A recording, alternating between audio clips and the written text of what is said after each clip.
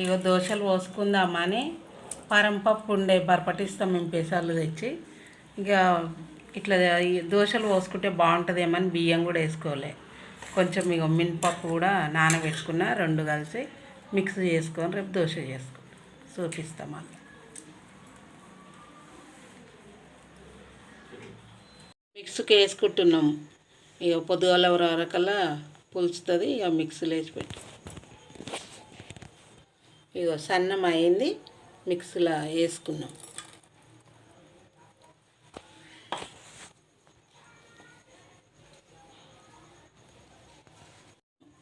ఈ పెసరపప్పు మినపప్పు రెండు కలిపి వేసుకుంటా అని చెప్పినగా మిక్సీలో వేసుకుంటాను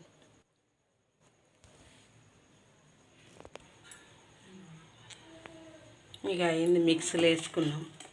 తెల్లార వరకల్లా ఇట్లనే మూత పెట్టి పెడితే మంచిగా పులుస్తుంది రేపు పొద్దున దోశ వేసుకుంటాం కదా ఇట్లా పులిచింది ఇప్పుడు ఇక దోశ వేసుకుంటున్నాం నూనె పెట్టకుండా కూడా ఇక ఉల్లిగడ్డతోటి కూడా వస్తుంది ఉల్లిగడ్డ పెట్టి చేసుకోవచ్చు నూనెనే కావాలని ఏం లేదు కర్ర కర్ర అవుతుంది తింటుంటే కూడా ఇక ఉల్లిగడ్డతోటి బాగా వస్తుంది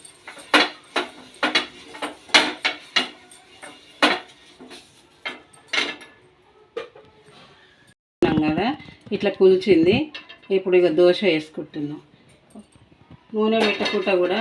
ఇక ఉల్లిగడ్డతోటి కూడా వస్తుంది ఉల్లిగడ్డ పెట్టి చేసుకోవచ్చు నూనెనే కావాలని ఏం లేదు కర్ర కర్ర అవుతుంది తింటుంటే కూడా ఇక ఉల్లిగడ్డతోటి బాగా వస్తుంది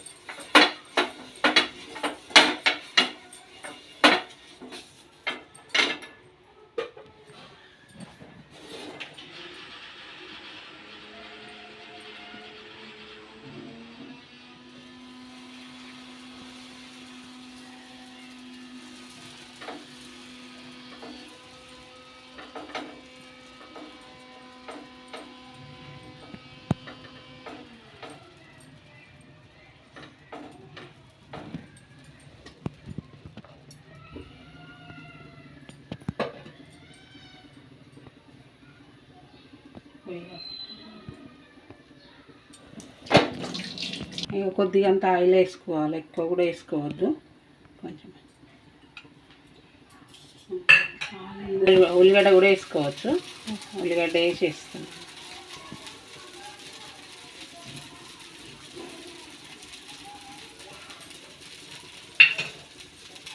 కొంచెం అంత ఆయిల్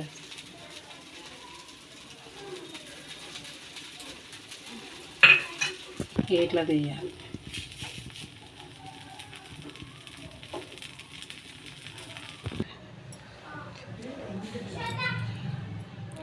ఇక దోశ అయింది అమ్మ రెడీ